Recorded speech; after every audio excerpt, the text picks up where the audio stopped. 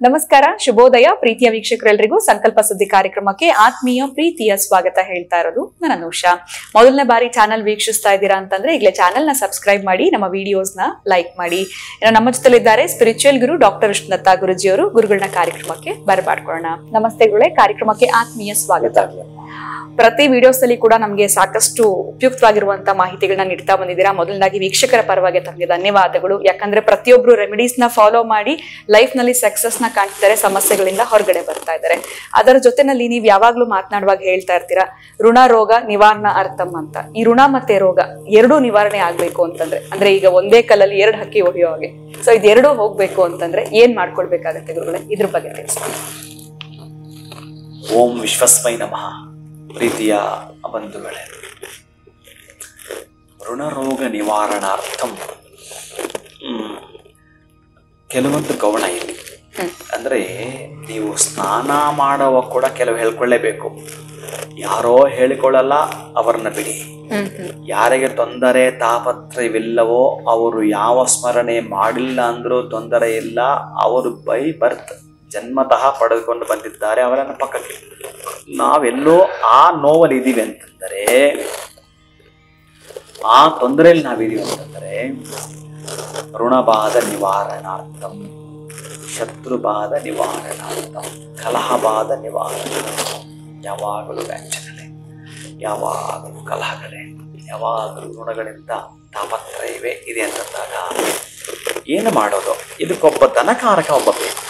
ಧನವನ್ನ ಕೊಡುವವನು, ಧನವನ್ನ ಸೂಚನೆ ಮಾಡುವವನು, ಧನದ ಅಭಿಷ್ಟ ಫಲವನ್ನ ಕರುಣಿಸುವವನು ಗುರು ಆಗಿರುತ್ತಾನೆ. ನೀವೇನಾದ್ರೂ ಗುರುವಾರಗಳನ್ನು ಆಯ್ಕೆ ಮಾಡಿಕೊಂಡು, ಅದು 3 ಗುರುವಾರ ಆಗಿರಲಿ, 3 ಗುರುವಾರ. ಆಮೇಲೆ ಗುರುವಿನ ಮಿತ್ರನ್ನು ಕೂಡ ತೆಗೆದುಕೊಳ್ಬಹುದು ನೀವು.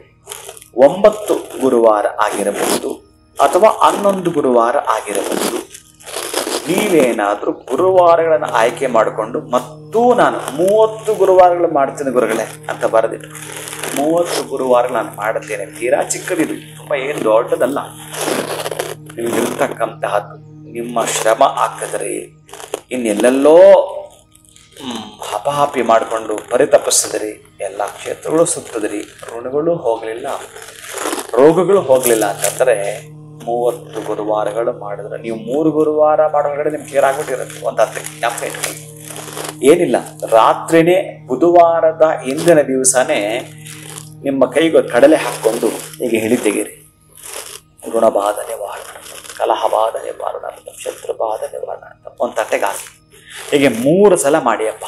3 ಸಲ ಮಾಡಿ ಕಡಲೆಯನ್ನ ನವಗ್ರಹಗಳಲ್ಲಿ ಉತ್ತರ ದಿಕ್ಕಿಗೆ ಮುಖ ಮಾಡಿರ್ತಕ್ಕಂಥ ಗುರುಗ್ರಹದ ಮೇಲೆ ಒಂದೊಂದು ದೊನ್ನೆಯಲ್ಲಿ ಆ ಒಂದು ಕಡಲೆಯನ್ನು ಹಾಕುವಂಥದ್ದು. ಕಡಲೆ ಅಥವಾ ಕಡಲೆ ಬೇಳೆ ಕೂಡ ಆಗಬಹುದು. ಅದರ ಮೇಲೆ ಒಂದು ಪ್ರಣತಿ ಅಂತಂದ್ರೆ ಮಣ್ಣಿನ ಹಣತೆಯನ್ನು ಇಟ್ಟು 3 ಬತ್ತಿ ಹಾಕಿ ತುಪ್ಪದ ದೀಪ ಹಚ್ಚಿ ಕೆಂಪು ವರ್ಣದ ಪುಷ್ಪಗಳು ಅಥವಾ ಹಳದಿ ವರ್ಣದ ಪುಷ್ಪಗಳಿಟ್ಟು ನಮಸ್ಕಾರ ಮಾಡಿಕೊಂಡು ಆ ನವಗ್ರಹಗಳಿಗೆ 3 ಪ್ರದಕ್ಷಿಣೆ, ಅದು 9 ಪ್ರದಕ್ಷಿಣೆ ಹಾಕಿ ಮನೆಗೆ ಬನ್ನಿ. ಇಷ್ಟೇ ನೀವು ಮಾಡೋದು. ಹಿಂದಿನ ದಿವಸ ರೆಡಿ ಇರಬೇಕು. ಮತ್ತೆ ಆ ಹಣತೆ ಅಲ್ಲೇ ಇರುತ್ತೆ ಗೊತ್ತಿಲ್ಲ, ಅಲ್ಲಿರ್ತಕ್ಕಂತಹದ್ದು ಏನಿದೆ ಕಡಲೆ ಅದು ಕೂಡ ಯಾರು ತಗೊಳ್ತಾರೋ ಗೊತ್ತಿಲ್ಲ. ಒಟ್ಟಾರೆಯಾಗಿ ನೀವು ಮಾಡಿ ಬರ್ತೀರಿ. ಈ ರೀತಿ ಗುರುವಾರಗಳನ್ನು ಆಯ್ಕೆ ಮಾಡಿಕೊಂಡು ಕಡಲೆ ಮತ್ತು ಮಣ್ಣಿನ ಹಣತೆ, ಒಂದಷ್ಟು ತುಪ್ಪ, 3 ಬತ್ತಿ ಒಂದೇ ಕಡೆ ಹಾಕೋದು, ಹಚ್ಚಿ ಬರುವಂಥದ್ದು, ಸ್ಮರಣೆ ಮಾಡಬಾರದು. ಗುರುವಿನ ಅಷ್ಟೋತ್ರ ಸಾಧ್ಯವಾದಲ್ಲಿ ಹೇಳಿ, ಅಥವಾ ಗುರುವಿನ ಮಂತ್ರ ಆದರೂ ಹೇಳಿ, ಗುರುವಿನ ಕವಚವಾದರೂ ಹೇಳಿ, ಗುರುವಿನ ಸ್ತೋತ್ರ ಆದರೂ ಹೇಳಿ, ಗುರು ಸ್ಮರಣೆ ಮಾಡ್ತಾರೆ. ಬೃಹಸ್ಪತಿಯೇ ನಮಃ ಅಂತ ಹೇಳಿ ಅವನಿಗೆ ನೀವು ಸರೆಂಡರ್ ಆಗ್ಬಿಡಿ. ಕಡಲೆಯನ್ನು ಅಲ್ಲಿಟ್ಟರೆ ಸಾಕು, ಕಡಲೆ ಅಲ್ಲಿಟ್ಟರೆ ಸಾಕು, ನಿಮ್ಮ ಋಣಗಳು ಕಳೆದ, ನಿಮ್ಮ ರೋಗಗಳು ನಿವಾರಣೆ ಆಗುತ್ತೆ. ಅಲ್ಲಿ ದೀಪ ಇಟ್ಟಿದ್ರಲ್ಲ, ನಿಮ್ಮ ಬದುಕಿನಲ್ಲಿ ಒಂದು ದೀಪವಾಗಿ ಪ್ರಜ್ವಲಿಸ್ತಾ ಬರುತ್ತೆ. ಅದೇ ಒಂದು ಪ್ರದೀಪವಾಗ್ತಾ ಬರುತ್ತೆ. ಅಷ್ಟು ಚೆನ್ನಾಗಿರುತ್ತೆ. ಗುರುಗ್ರಹಕ್ಕೆ ನೀವು ಸ್ಮರಣೆ ಮಾಡಿದ್ರೆ ಕಡಲೆ ಮತ್ತು ದೀಪ ಇವೆರಡರಿಂದೇ ನಿಮಗಿರ್ತಕ್ಕಂಥ ಋಣ ಮತ್ತು ರೋಗ ಆ ಎರಡನ್ನು ಕೂಡ ನಿವಾರಣೆ ಮಾಡಿಕೊಳ್ತೀರಿ. ಖಂಡಿತವಾಗ್ಲೂ ಗುರುಗಳೇ. ಸೊ ಒಂದ್ ರೀತಿ ಋಣ ಮತ್ತೆ ರೋಗ ಎರಡು ನಿವಾರಣೆ ಆಗ್ಬೇಕು ಅಂತಂದ್ರೆ ಈ ಕಡಲೆ ಮತ್ತೆ ನಾವು ದೀಪವನ್ನ ಇಡೋದ್ರಿಂದ ನವಗ್ರಹ ಪ್ರದಕ್ಷಿಣೆ ಹಾಕ್ಬೇಕು. ಜೊತೆಗೆ ಬುಧವಾರದ ದಿನವೇ ನಾವ್ ಏನ್ ಮಾಡ್ಕೊಳ್ಬೇಕು ಅಂತ ತಿಳಿಸ್ಕೊಟ್ಟಿದ್ದೀರಾ. ನಾಳೆ ಗುರುವಾರ ಆಗಿರೋದ್ರಿಂದ ಮೊದಲನೇ ಗುರುವಾರ ಅಂತ ಆಯ್ಕೆ ಮಾಡ್ಕೊಂಡು 3, 9, 11 ಅಥವಾ 30 ಗುರುವಾರಗಳನ್ನ ಆಯ್ಕೆ ಮಾಡ್ಕೊಳ್ಬಹುದು ಅಂತ ತಿಳಿಸಿದ್ರಿ. ಜೊತೆಗೆ 3 ಗುರುವಾರಗಳನ್ನೇ ಈ ಕೆಲಸ ಮಾಡೋದ್ರಿಂದ ನಮಗೊಂದ್ ರೀತಿ ರಿಸಲ್ಟ್ ಅನ್ನೋಂಥದ್ದು ಕೂಡ ಗೊತ್ತಾಗುತ್ತೆ ಅಂತ ತಿಳಿಸ್ಕೊಟ್ಟಿದ್ದೀರಾ. ಧನ್ಯವಾದಗಳು ಗುರುಗಳೇ. ನಮಸ್ಕಾರ. ಹರೇ ಶ್ರೀನಿವಾಸ.